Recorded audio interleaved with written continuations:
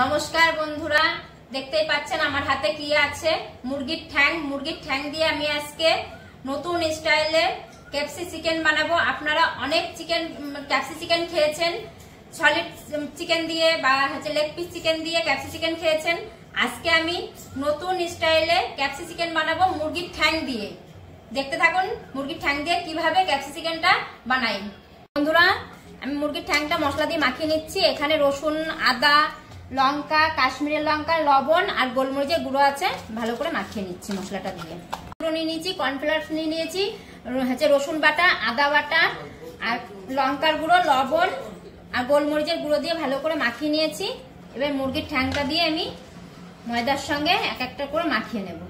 দেখতে পাচ্ছেন বন্ধুরা, ডিম বাটারটা দিয়ে ঠ্যাংটা আমি ভালো করে মাখিয়ে নিচ্ছি। নিয়ে ময়দাটার মধ্যে নিয়ে ময়দাটা দিয়ে ভালো করে মাখিয়ে নেব।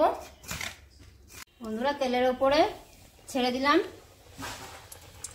দুটো একসঙ্গে দিয়ে দিয়েছি, দিয়ে ফ্রাই করে নেব, উল্টিয়ে নেব। দেখতে পাচ্ছেন বন্ধুরা, মুরগির ঠ্যাংয়ের KFC হয়ে গেছে। আমি এটা তুলে নেব। দেখতে পাচ্ছেন কত সুন্দর হয়েছে। আপনারা এইভাবে করে খেয়ে দেখুন, খুব ভালো লাগবে।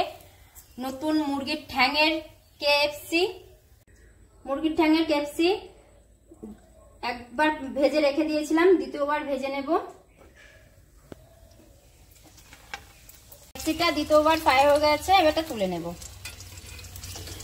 দেখতে পাচ্ছেন কি সুন্দর লাগছে দেখতে মুরগির ঠ্যাংয়ের KFC। দেখতে পাচ্ছেন বন্ধুরা, মুরগির ঠ্যাংয়ের KFC চিকেন কত সুন্দর লাগছে দেখতে, খেতেও খুব সুন্দর। আপনারা এইভাবে মুরগির ঠ্যাংয়ের KFC চিকেন করে খেয়ে দেখুন।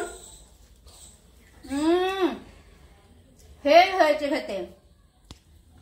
আপনারা এইভাবে করে খেয়ে দেখুন, খুব ভালো লাগবে। পুরো ভিডিওটা দেখার জন্য ধন্যবাদ। ভালো লাগলে লাইক, কমেন্ট, শেয়ার করে দেবেন।